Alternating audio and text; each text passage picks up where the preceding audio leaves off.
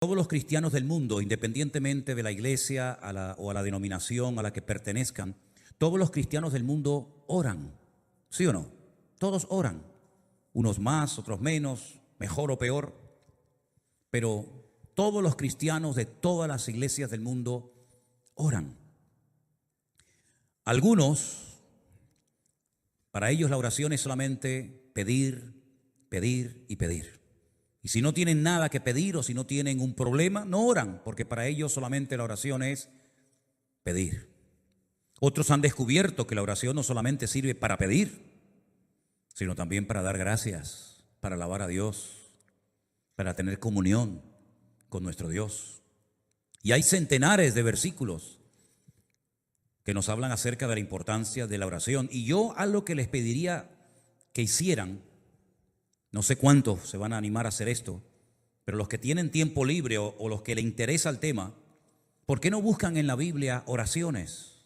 Oraciones de hombres, oraciones de mujeres, oraciones que se hicieron en momentos puntuales y que se obtuvo un resultado tremendo. Hay oraciones preciosas, preciosas.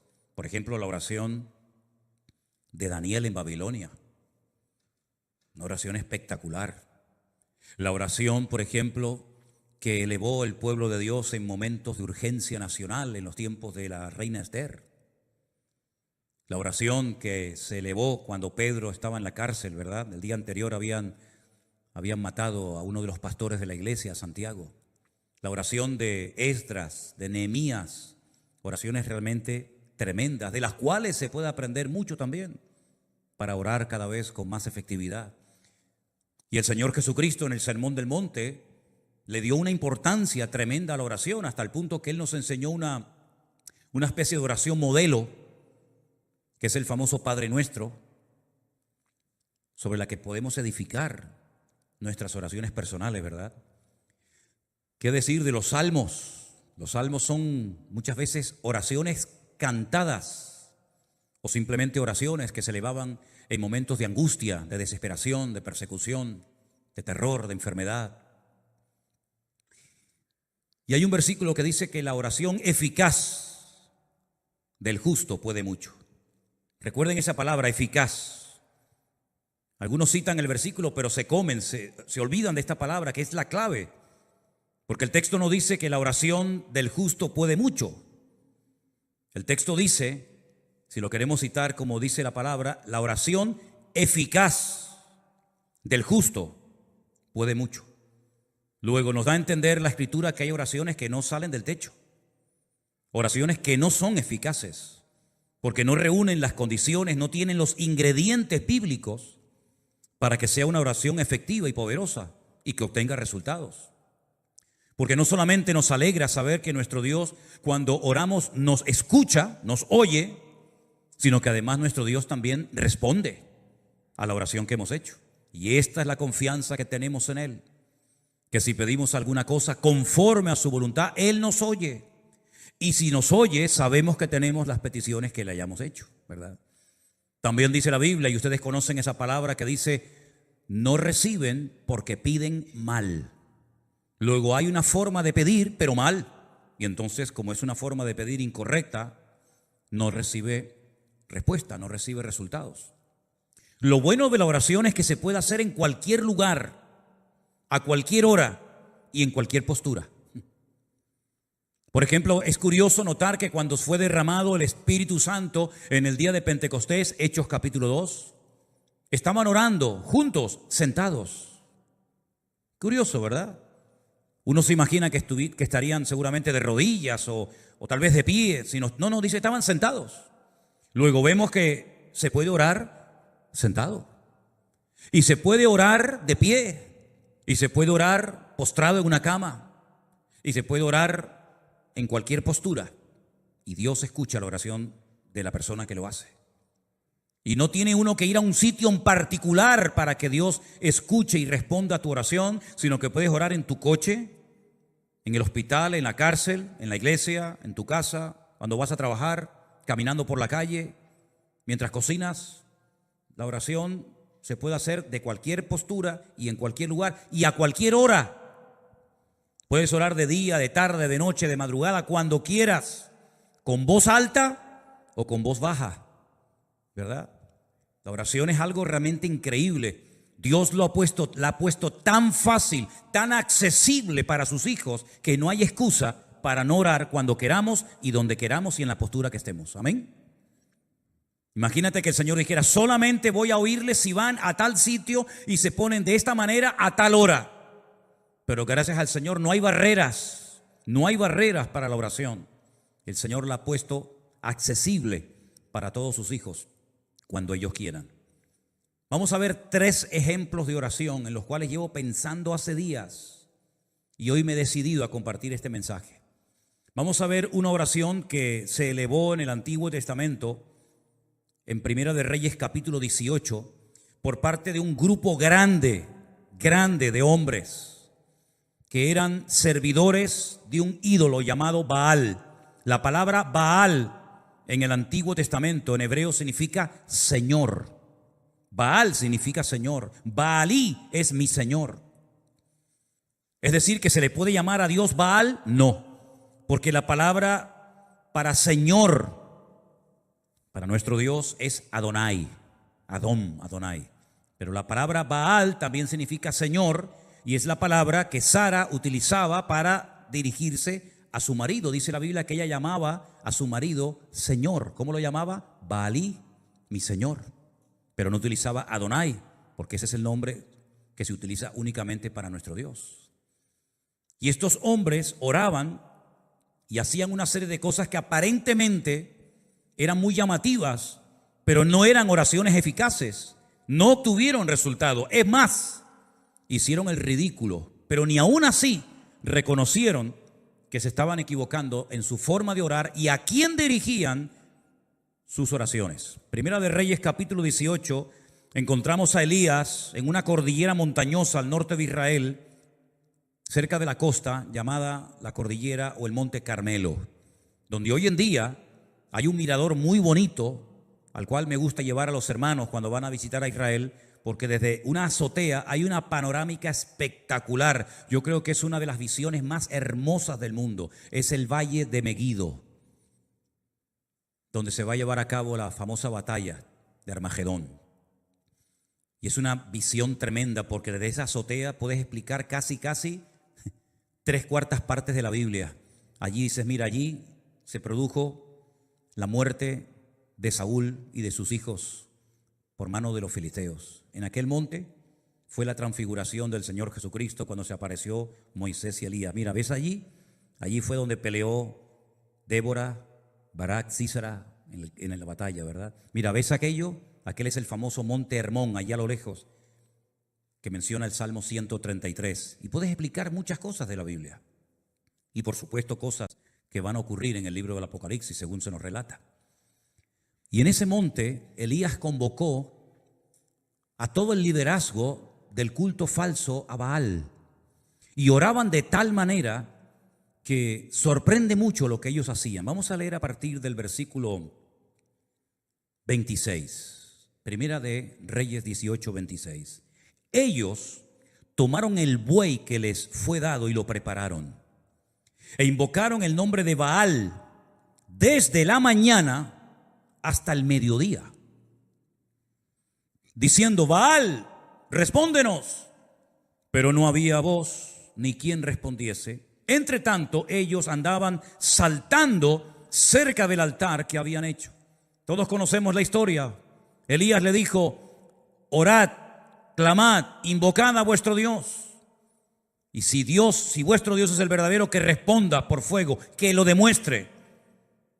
Y después yo oraré a mi Dios, y si Él responde por fuego, entonces mi Dios es el verdadero. Ellos creían, estaban sinceramente equivocados. Ellos creían que si invocaban, si gritaban a Baal, Baal respondería por fuego. Y de hecho lo hicieron. Ellos no dijeron: no vamos a jugar a esto, porque vamos a hacer el ridículo. Déjalo. No, ellos creían que Baal les respondería. No hay nada peor que una fe equivocada. No hay nada peor que una fe puesta donde no se tiene que haber puesto.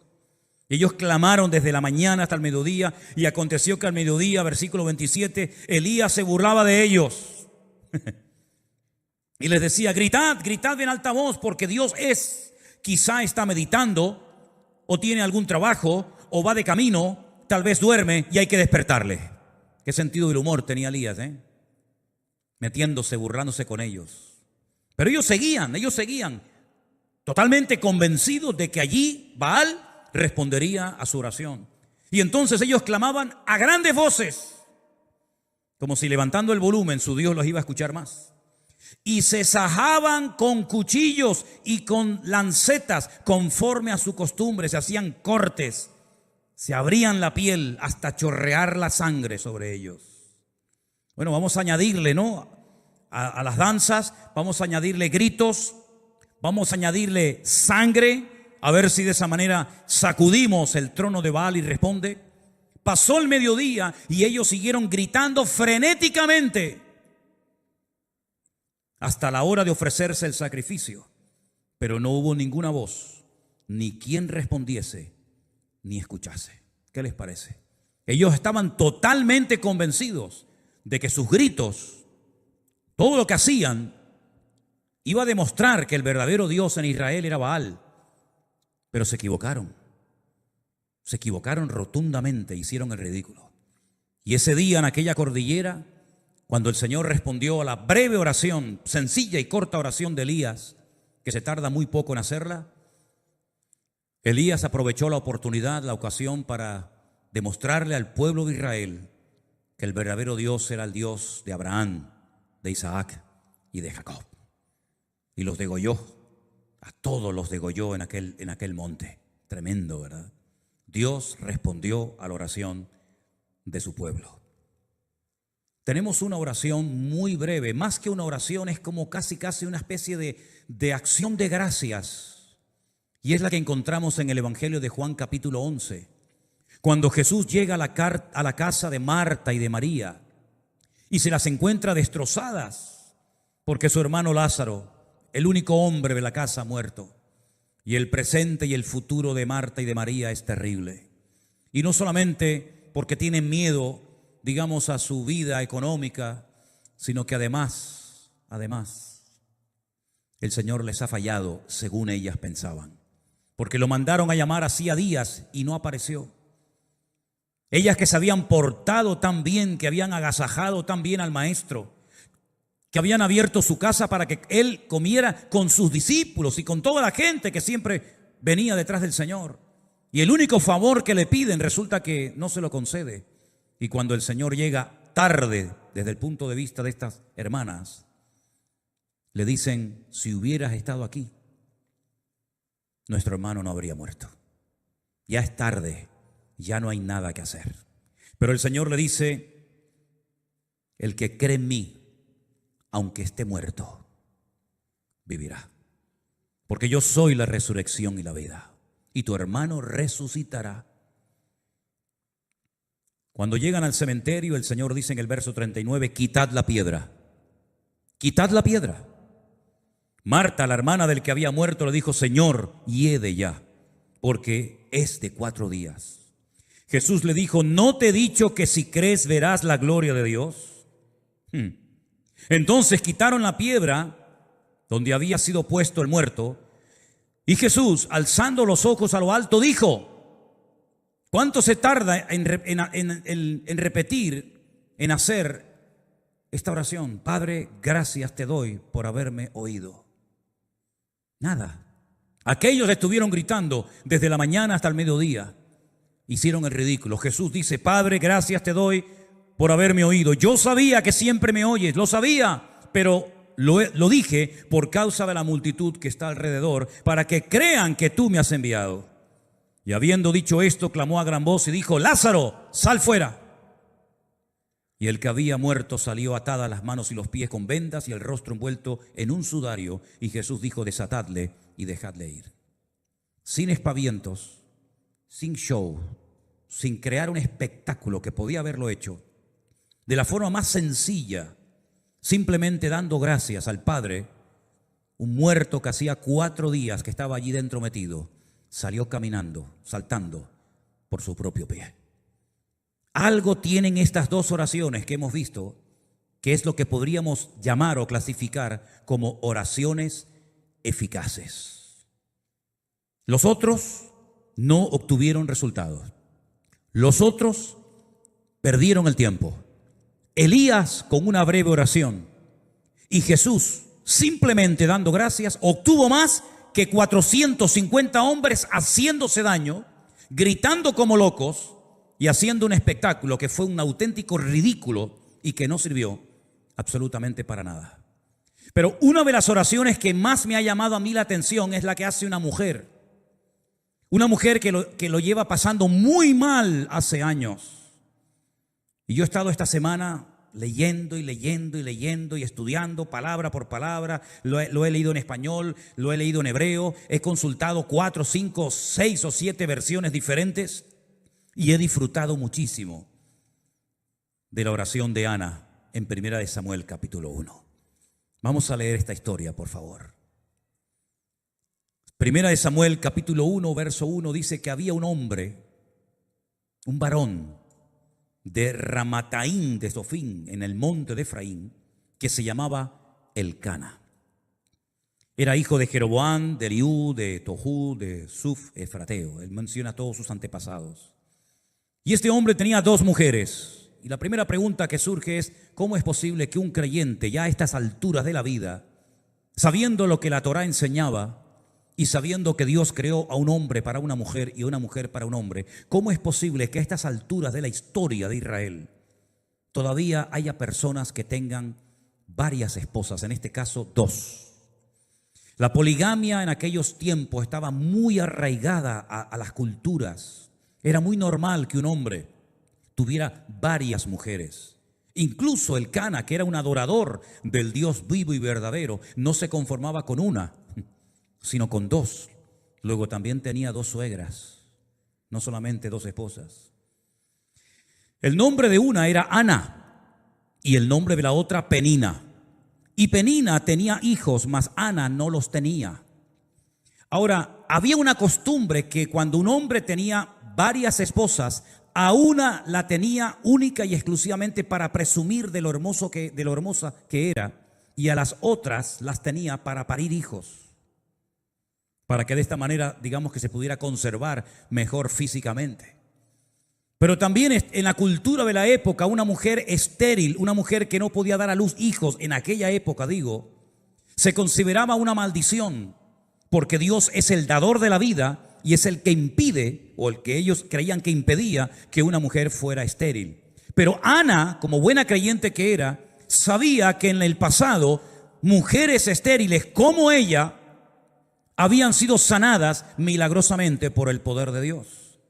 Y la primera mujer que seguramente Ana tenía en su mente era la matriarca Sara, la esposa del patriarca Abraham, que siendo estéril y de avanzada edad, el Señor la visitó y tuvo a un hijo llamado Risa o Isaac. Y no solamente ella pensaba en Sara, sino después pensaba seguramente también en la esposa con la que se casó Isaac, que por cierto también fue estéril, Rebeca. Pero el Señor, dice la Biblia, que la sanó cuando su marido oró por ella. Y después quedó embarazada de 2 hijos, gemelos, Jacob y Esaú. Y curiosamente, la tercera generación, Raquel, también es una mujer estéril, pero era la mujer que Jacob amaba con toda su alma y con todo su corazón. Y Dios la sanó y tuvo 2 hijos de ella, José y Benjamín, y murió en el parto de uno de ellos. Así que ella sabía perfectamente que si Dios quería, la podía sanar, como sanó a estas 3 mujeres y como sanó a la madre de Sansón y probablemente alguna otra mujer que ni siquiera menciona en la Biblia. Ahora, lo interesante de la historia es que todos los años, versículo 3, aquel varón, es decir, Elcana, subía de su ciudad para adorar y ofrecer sacrificios al Señor de los ejércitos en Shilo. En aquel tiempo el tabernáculo estaba en aquel lugar llamado Shilo, donde estuvo muchísimos años. Y allí había los hijos de Elí, que era el sacerdote de la época, hijos que se llamaban Ofni y Fines, o Pinjas, como se dice en hebreo, que eran sacerdotes de Dios. Cuando llegaba el día en el que el Cana ofrecía el sacrificio, le daba a Penina su mujer y a todos sus hijos y a todas sus hijas, a cada uno su parte. Pero a Ana, aunque Jehová no le había dado, a Ana le daba una parte escogida porque amaba a Ana, aunque el Señor no le había concebido tener hijos. Y su rival, Penina, escuchen, la irritaba, la enojaba y la entristecía, porque el Señor no le había concedido tener hijos. Todos los años la misma historia. Todos los años, cada vez que se trasladaban de su ciudad a Shilo para adorar al Señor y presentar los sacrificios correspondientes, porque todavía no existía el templo de Jerusalén, todos los años la misma historia. La otra se reía, enfadaba, se burlaba, pinchaba, irritaba a Ana. Todos los años la misma canción. ¿Cuántos años estuvo así? No lo sabemos. Pero dice que lo hacía cada año cuando subían a la casa de Dios, la irritaba así, por lo cual Ana lloraba y no comía. Alguien diría hoy en día que estaba en depresión. Todo el día llorando y sin ganas de comer, depresión seguro. Y ahora resulta que el cabeza del hogar, el responsable de la vida de ese hogar, su marido, el Cana, le hace varias preguntas a su esposa. La primera, ¿por qué lloras? ¿Por qué no comes? ¿Y por qué está afligido tu corazón? No se entera de nada. ¿Tú no sabes por qué llora tu mujer? ¿Tú no sabes por qué está sin ganas de comer? ¿Tú no sabes por qué lo pasa mal? Como si fuera algo imposible de conocer, si es un secreto a voces. Tu mujer lo está pasando mal y tú no haces nada para ayudarla. Tú no oras por ella. Dice la Biblia que Isaac oró por su mujer y Dios la sanó. Pero el Cana tiene un problemón en la familia, en el hogar, y no sabe cómo resolverlo. Y no hay nada peor que un hombre en una casa ciego y sordo espiritualmente hablando, que no sabe cómo resolver los problemas espirituales de su hogar, que no sabe cómo actuar como un hijo de Dios, y que lo único que sabe es ¿por qué? ¿Qué te pasa? ¿Por qué estás todo el día llorando? ¿Por qué no quieres comer? Dice, ¿por qué está afligido tu corazón? ¿No soy yo mejor que 10 hijos? Pues no. Sinceramente no. Tú no eres mejor que 10 hijos. Todos los años la misma situación. Una mujer creyente que lo está pasando mal, que tiene un marido que es un cero a la izquierda, que no se entera de nada y que encima venga a preguntar y venga a preguntar y venga a preguntar, pero no hace absolutamente nada para cambiar la situación. Pero el verso 9, algo pasó en la vida de esta mujer que lo cambió todo. Dice, se levantó Ana. Dijo, basta, ya no aguanto más. Voy a salir de mi círculo vicioso, de lloriqueo, de lamento, de enfado, de desánimo. Y dijo, basta, me levanto y voy a hacer lo que tengo que hacer hace muchos años. Se levantó después que hubo comido y bebido en Silo, y mientras el sacerdote Elí estaba sentado en una silla junto a un pilar del templo del Señor, ella con amargura de alma oró al Señor y lloró abundantemente. ¿Cuántos dicen amén? Está mal, lo está pasando mal, pero ha dicho basta. ¿No dice la Biblia, ya es hora de levantarnos del sueño? ¿Sí o no? Levántate tú que duermes y te alumbrará Cristo. Todos los años lo mismo, la otra pinchándote, burlándose de ti, riéndose de ti, haciéndote la burla, pasándolo mal. Y cuando llegas a tu casa, después de haber llorado, después de no haber comido, tienes que esperar otra vez la misma canción el próximo año. ¿Y cuántos creyentes, por no rebelarse contra su actitud o contra su situación o su círculo vicioso, llevan años arrastrando una pena, una atadura espiritual, o llámalo como quieras, y la situación no cambia, siempre lo mismo, siempre lo mismo. Cuando no llora, no come. Cuando no comes, no llora. Y cuando lloras, no quieres vivir. Y cuando no quieres vivir, Y es algo que te tiene como atrapado, te tiene como un esclavo. Reconoces tu necesidad, eres una persona creyente, lees la palabra de Dios, vienes a la iglesia, pero siempre estás con lo mismo. Y Ana dice que se levantó, y ese se levantó indica, basta ya, estoy harta de esto. No voy a seguir toda la vida llorando y lamentándome porque no he sacado nada y se me está cayendo la vida. Y lo que yo quiero es que Dios tenga misericordia de mí y me ayude, porque con mi marido no se puede contar para nada. Y con el sacerdote Elí, menos todavía. Aquí el único que me puede ayudar y levantarme y cambiar la vida es mi Dios. Y a Él voy a clamar y a Él voy a orar y voy a deshogarme delante del Señor. Y si Dios no me responde, pues por lo menos lo intenté. La historia sigue diciéndonos que hizo un voto. Hizo un voto, una promesa. Le dijo a Dios, Dios de los ejércitos, si tú te dignares mirar a la aflicción de tu sierva y te acordares de mí, y no te olvidares de tu sierva, sino que me dieres un hijo varón, yo lo dedicaré al Señor todos los días de su vida y no pasará navaja sobre su cabeza. Ese era un voto de nazareo, una persona consagrada solamente para el Señor. Mientras ella oraba largamente delante del Señor, Elí la estaba observando y veía que se le movía la boca. Pero Ana hablaba en su corazón, solamente se movían sus labios y su voz no se oía, y Elí la tuvo por ebria. Tiene menos discernimiento que un mosquito este hombre. Si el marido era un inútil con el cual no se podía contar para nada, con Elí menos todavía, porque supuestamente este es el hombre de Dios, supuestamente este es el sacerdote, supuestamente este es el varón de Dios que está ahí para ayudar a la gente. Peor todavía, piensa que está ebria, piensa que está borracha. No grita frenéticamente como aquellos en el Monte Carmelo. No está haciendo allí un show y un espectáculo que no sirvió para nada, sino que está orando una oración poderosa, pero que nadie oyó. Porque dice que movía su boca, pero donde ella hablaba era con su corazón delante del Señor. Luego aquí hay un secreto, que no hay que pegar voces para que Dios te oiga. Porque Dios no está sordo. A los sordos hay que hablarle fuerte, porque si no los pobrecitos no te oyen. Pero a nuestro Dios no le grites, porque a Dios no se le grita. A Dios se le habla con respeto. Y Dios escucha la oración, aunque apenas se oiga. Y aunque a esta pobre mujer la tengan por ebria.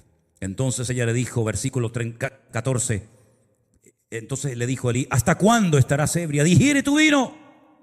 Y Ana le respondió diciendo, no, Señor mío, yo soy una mujer atribulada de espíritu. Fíjate en la condición que está orando, está amargada, está atribulada, está hecha polvo, está depresiva, está amargada, está mal, pero ora. Que nada te impida orar al Señor, que tu pena, tu tragedia, tu dolor, tu herida, que no te impidan elevar tu oración a Dios, porque desde la angustia invoqué al Eterno y el Eterno me respondió, dice la Biblia. Aleluya. Dice, no he bebido vino ni sidra, sino que he derramado mi alma delante del Señor. ¿Cuántos dicen amén? Gloria a Dios, ahí está la clave, ahí está el secreto. Derramó su alma delante del Señor. No tengas a tu sierva por una mujer impía, porque por la multitud de mis congojas y de mi aflicción he hablado hasta ahora. Ahora, a mí me llamó la atención el término que ella utiliza. Miren que he leído versiones, y en ninguna versión, por lo menos en español, dice o se traduce lo que dice en el texto hebreo. Aquí dice, no tengas a tu sierva por una mujer impía. En otras versiones he leído por mujer mala, en otras versiones mujer pecadora, en otras mujer perversa, pero en ninguna se ha traducido lo que dice en el texto original, que dice, no tengas a tu sierva por una bat Belial. La palabra bat en hebreo significa hija. Y Belial es un nombre que recibe Satanás en la Biblia. ¿Dónde lo encontramos en el Nuevo Testamento? No os unáis en yugo desigual, porque ¿qué comunión tiene la luz con las tinieblas? ¿O qué comunión tiene Cristo con Belial, con Satanás? Ella está diciendo, yo no soy una hija de Satanás. Aquí lo han traducido por mujer impía, pero realmente dice, yo no soy una hija de Satanás. Y entonces él le responde, ve en paz, y el Dios de Israel te otorgue la petición que has hecho. Aquí hay algo muy interesante que tengo que parar un momentito para explicarlo. Ella dice, yo no soy una Bat Belial, yo no soy una hija de Satanás. Pero pasen la página y en el capítulo 3, capítulo 2, versículo 12, 2, versículo 12, los hijos de Elí eran hombres impíos. Benei Belial.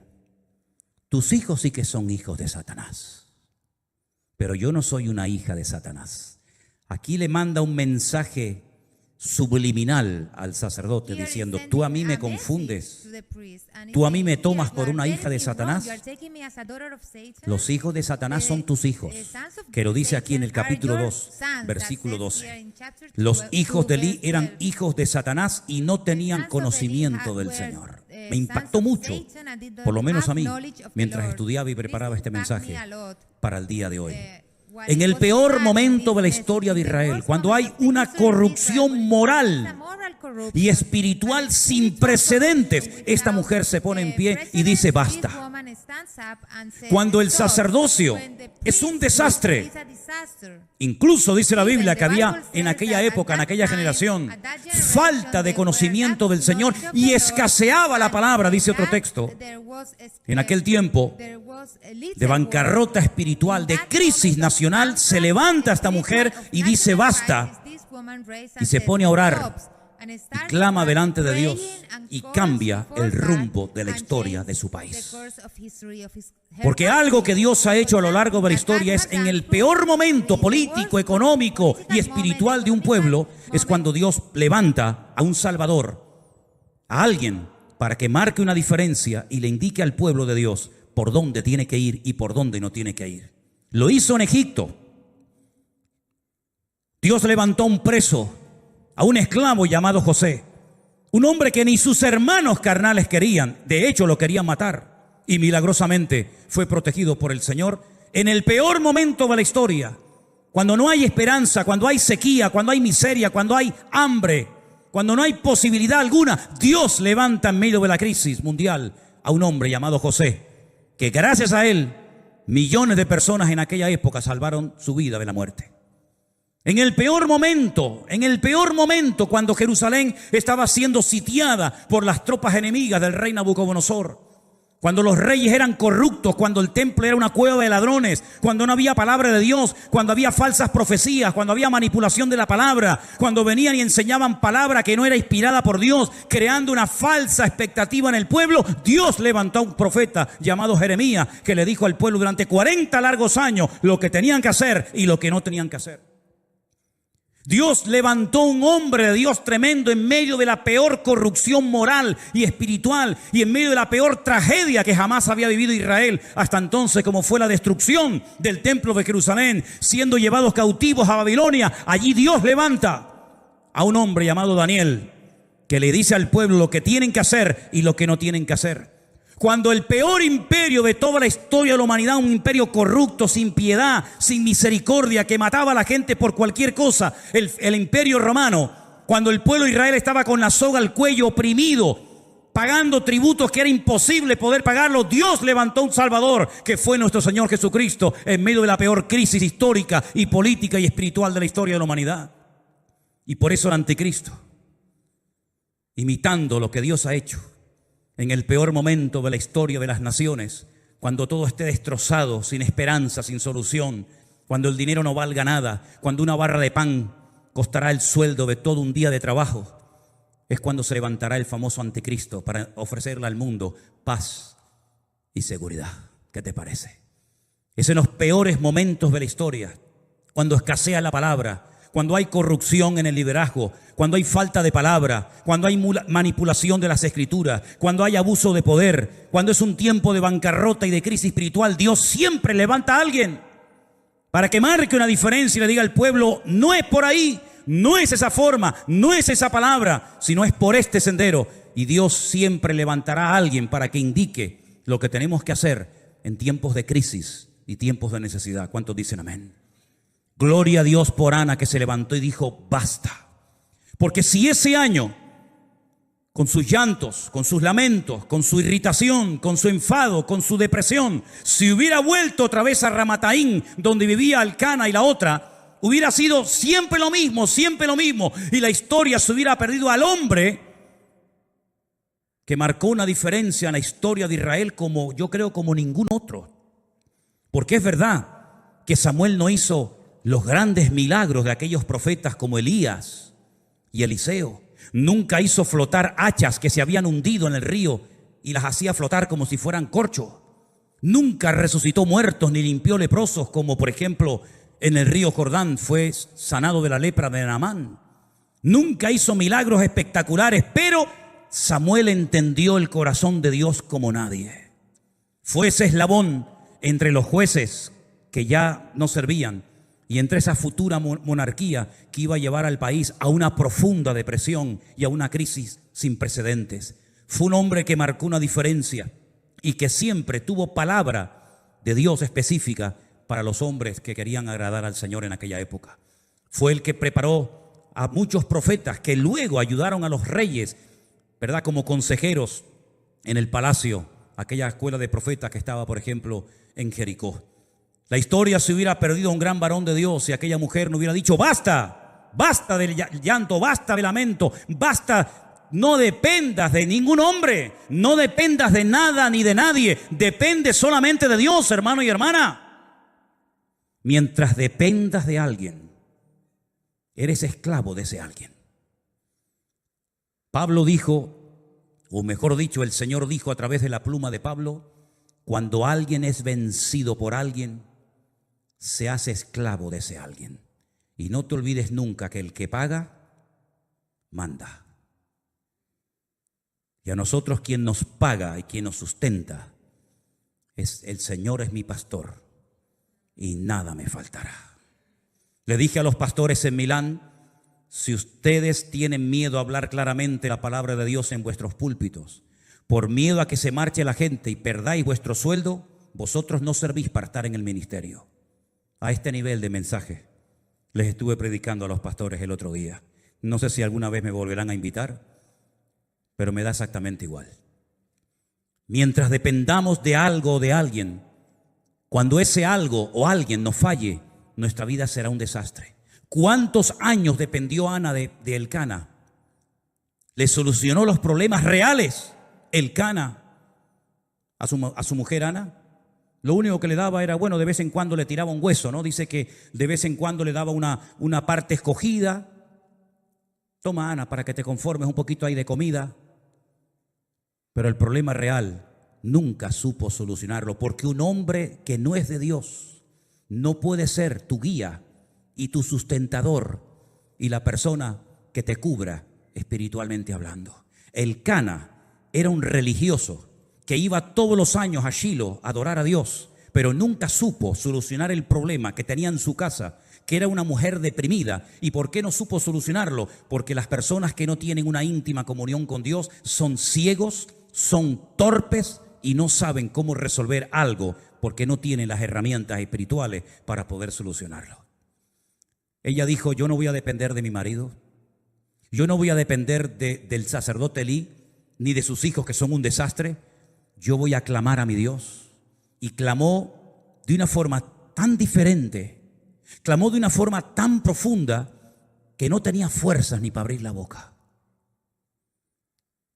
Pero el Señor oyó su clamor y al año siguiente Ana tuvo un gran gigante de la fe llamado Shemuel, que significa aquel que oye o que fue oído por nuestro Dios. ¿Cuántos dicen amén?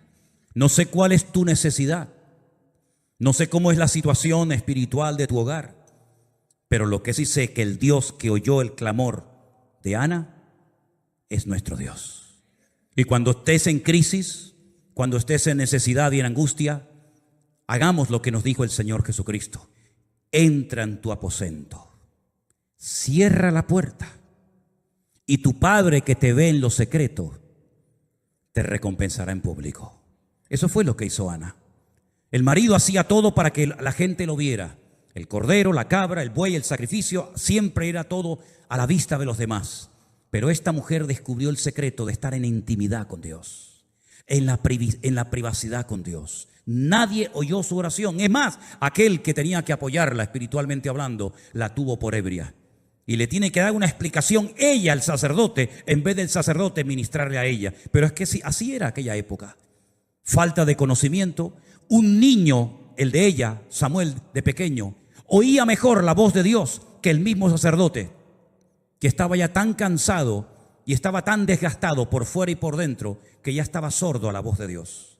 Estamos viviendo en una época de crisis moral, espiritual, de abusos o de abuso de poder. Pero queridos hermanos, en medio de esta tormenta en la cual estamos viviendo, Dios quiere levantar a su iglesia. Dios quiere levantar a su pueblo para que este mundo sepa que hay esperanza cuando clamamos con toda nuestra alma y con todo nuestro corazón a nuestro Dios.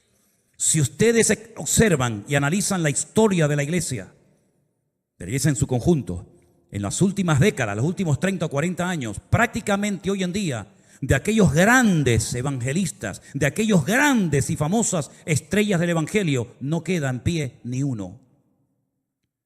Y es que estamos viviendo en una época en la que Dios a quien quiere levantar es a su iglesia, y que su iglesia a su vez levante su nombre ante la presencia del Señor. Ese es el objetivo que tiene que tener el Señor con nosotros: encontrar Anas, encontrar hombres y mujeres que sepan clamar.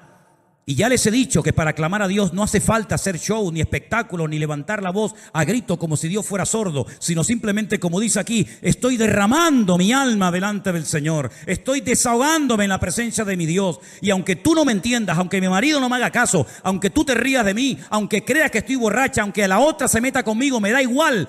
Ella salió de su círculo vicioso y puso su mirada única y exclusivamente en Dios. Y dice la Biblia: si habéis resucitado con Cristo, poned la mira en las cosas de arriba, no en las de la tierra, porque allí es donde está la respuesta a todas nuestras necesidades y peticiones en el nombre del Señor. ¿Cuántos dicen amén?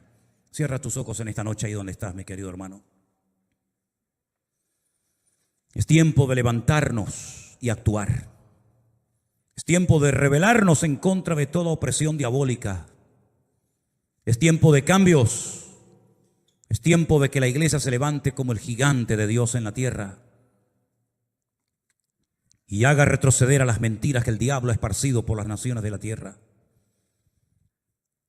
Es tiempo de que le permitamos al Señor, a través de nuestras oraciones, resolver los problemas y las dificultades del mundo. Porque la iglesia ha sido llamada para ser sal y para ser luz. Y cuando la sal se desvanece y cuando la luz se apaga, el mundo va a la deriva, al caos, a la anarquía total y absoluta. Pero recuerda siempre que en los peores momentos de la historia Dios siempre tuvo ahí a un Abraham, a un Moisés, a un José, a un David. Recuerda siempre que en lo peor, Dios tenía un Noé a través del cual se salvó la humanidad. Y recuerda que en los últimos tiempos la maldad se va a multiplicar, el pecado va a ir como caballo desbocado, pero en medio de ese caos y de ese desorden,